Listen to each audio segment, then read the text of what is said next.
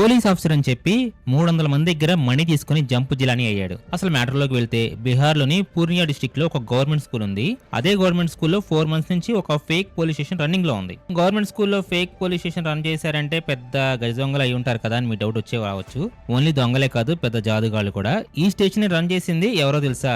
అతని పేరు రాహుల్. అందరినీ కూడా రియల్ పోలీస్ ఆఫీసర్ అని నమ్మించి దాదాపు 300 మందిని మోసం చేశాడు. మీకు అందరికీ గవర్నమెంట్ జాబ్స్ ప్రొవైడ్ చేస్తా అని ఒక్కొక్కరి దగ్గర 15,000 నుంచి 20,000 వరకు కలెక్ట్ చేశాడు. అలా ఒక 100 మెంబర్స్ ని తీసుకుని వాళ్ళకి 45 days వరకు ట్రైనింగ్ కూడా ఇచ్చాడు. ఎవరికి కూడా డౌట్ రాకూడదని police uniform, ID cards, police jeep ని కూడా రియలిస్టిక్ గా ఉండేలాగా సెటప్ చేశాడు. అయినా గవర్నమెంట్ జాబ్ ఇస్తానంటే అందులో పోలీస్ జాబ్ అంటే ఎవరికైనా ఒక హోప్ వస్తుంది కదా. అలా హోప్ ని క్రియేట్ చేసి దాదాపు 50 లక్షల వరకు స్కామ్ వేశాడు.